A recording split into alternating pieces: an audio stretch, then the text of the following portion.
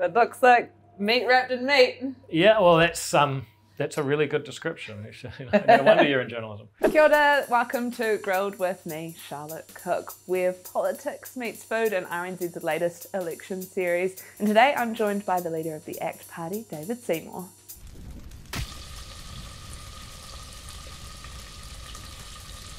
Kia ora and welcome to the kitchen, to Grilled with me, Charlotte Cook. Thank you very much.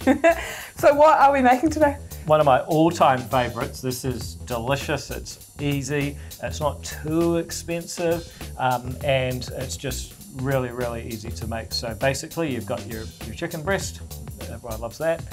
You've got a bit of basil pesto, which is really just an excuse to eat Parmesan with basil to make you feel less guilty about it. Right. And then, like, who doesn't love bacon? How much total meal, how much do you think this is going to cost? You went through it. It's not the cheapest thing you can do, but it's not too bad. I think it's probably going to be around about $40 all up. So you're not using all the bacon. Your breasts are extremely large, which I think is possibly, but more than I would use. I'd usually get smaller ones, okay. And the pesto is pretty flash, so you could do it. You could do it for $40. I'm a bit of a bargain hunter, and I've done your shopping for you. What did you do it for? 35. Far out. You where'd you go? Excellent. Locally sourced. Oh really? Did you pay for all of it? Yeah. Oh good, just checking. There's crime wave out there. So who taught you how to cook? Kind of a mixture. Like my grandma and my mum hated cooking. My granddad hated cooking. My dad was actually the best of all. So out of my I didn't really know my dad's parents that well. So those are sort of the four adults mostly in my life. Do we want baking paper? Oh yeah, that'll probably save us some sort of trouble later on. Are you cleaning up? Yeah, probably. After all the mess this government's left, probably cleaning up for 3 or 6 years. If we look at your politics and your childhood, how did you get to be interested in politics in the way that you are? Did it come from family, or was it something you taught yourself? So I wasn't political at all, and then a strange thing happened when NCEA got introduced. My school principal got in a big fight with Trevor Mallard, who was then the Minister of Education, and I was just like, what kind of Mr. Crucial step here, What's the crucial step? Oh, we're supposed to put the salt down before the basil, but I don't think it's going to matter. We're now officially freestyling. So you just wrap that up there, and it was really confusing for me as a kid because I was like, well, how can someone in the government be wrong, right? And then the more I looked into it, I realised it happened quite a bit. So that got me just really interested, and the more I got into it, the more I thought, I'm not sure these guys in government know as much as they think. Because you've been in the game for a wee while now. Yes and no. I mean, yes, I've been in Parliament for 3 terms, and I think the average MP is only there for like 6 years or something. So I guess I've lasted like beyond that. But on the other hand, I mean, I've just turned 40 like last month. So has ACT become a party for the wealthy though? No, I don't think so. I mean, if you look at the core of ACT's policies, they're about how do you make it easier to afford a house, get a good education, and get a job in a growing economy that means you have some choices. And that really is what I think the first Labour government was about. It's about social mobility, and it's quite practical. And we're still about that, and we're getting more and more support from working class folk who are saying, well, actually, I want the school in my suburb to teach, maths and science and English that gives me a shot at being part of the world. I don't want to be socially engineered. How often do you get to spend a night at home cooking dinner? Oh, honestly, as you can see, I'm really concentrating here. It's a while since I've done this. So you don't eat a lot? What do you eat on the go? As you can see. There's a burning question that I have for you. Would you still give it all up for love? Yeah, I would. But all of it, everything. If you could be Prime Minister, you'd give it up. Yeah, I think, in all honesty, thinking about it, I probably have shifted a bit since then. You think about when I said that, it was 2020. And, things were sort of a little bit rough, but I think actually that if you look at how people see the country and the policies that the current government have put in place, I probably actually feel more of a sense of duty to at least try and give it a go for the people. So if the lucky lady came along, you need to be bacon first. Yeah, thanks. I'd be like, sorry, the public policy environment's deteriorated. So no one can use it as a way to get you out of politics then? Oh, give it a shot. What do you think has been the hardest thing for New Zealanders in the last 12 months? I think just the way that prices have risen and there's not a lot of certainty about where that story goes next. First. Lucky you're here.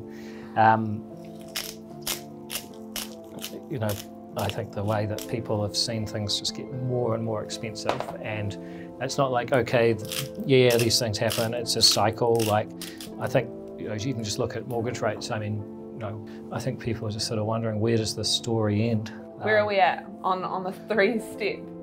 We're good. I mean, this is, Do we need the oil? When does that go on? You know what?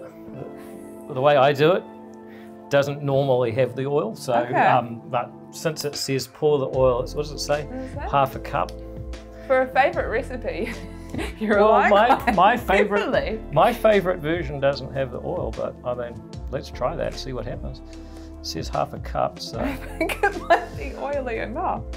Yeah, well, that's what I reckon, but hey, should be right. Oh my God, does it fit? It doesn't. There we go. We're screwed. We are. Hang on. No, that's not going to work. I'm going to have to angle it. Oh no. This is the joys of live television. Oh my gosh. I don't think it's going to work. Do you need me to help just in case? No, we're under control here. Don't worry. What about the other one? I reckon we get this out. Okay. Then we just shift a couple of things over there. Oh, that's pretty hot. And then I can do this part. You can grab. Yep. You grab those corners. Oh, look, teamwork makes the dream work. Oh. This could be you and Luxon. Could be. Outstanding. All right. David, it's your favourite recipe. How long? 30 minutes, 200 degrees. Oh, you're right. Well, don't seem so surprised. What is your priority for New Zealand moving forward? We've got to ask ourselves, for all the activity that government kind of absorbs with all its rules and its taxes and its growing activities and Wellington's bureaucracy, is it actually making the work go faster? You love that word, bureaucracy and red tape. Well, so much so that you want to create a whole ministry about it. Well, does that not defeat the purpose? Not if it's effective at stopping the rest of the bureaucracy imposing more unnecessary rules on the rest of the population or on other people's activities. I mean, right now, the great irony is that there's almost no restriction on government putting restrictions on other people, and we need to somehow balance that out. I would argue that one of the things New Zealand needs to do to give people more opportunity to become more prosperous is start applying more discipline to how rules are made, because otherwise you make rules that solve a political problem short term but impose costs on everyone long term. Over 50% of New Zealanders is feeling financial pressure right now. Yeah.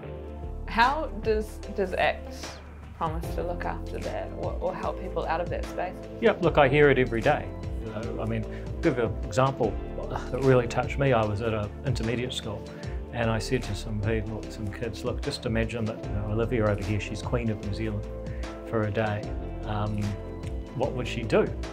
Normally kids just have fun, like save the dolphins, make David go on Dancing with the Stars again, like kind of usual stuff.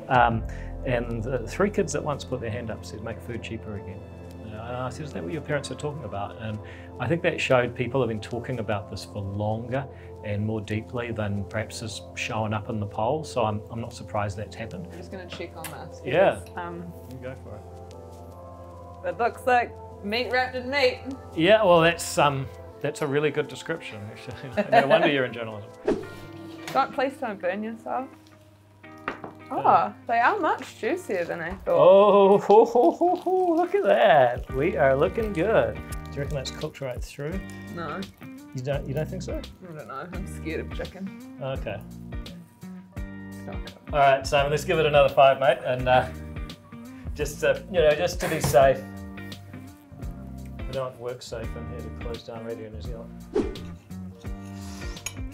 Oh my God, look at, I think we nailed it. Look at that.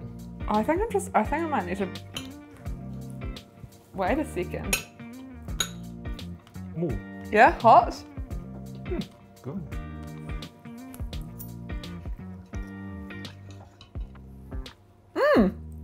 It's all right? Yeah, go. If only we had some fries. Cost effectiveness. You're feeding a lot of people. I'm gonna give it 8. Nutritional value. 6. You reckon? Presentation. I like the way that you laid it out and then wrapped it very elegantly. That was good. Yeah. So I think it's a 7. And in terms of X Factor, I'm actually really impressed. There could have been a little more showmanship with the actual rolling and preparing. Yeah. So X Factor, 7 out of 10. Okay. That's 73%. I'll take that. Sorry. I'll take off 3% for you nearly giving me Campylobacter. But I didn't. It's just that you were running out of questions.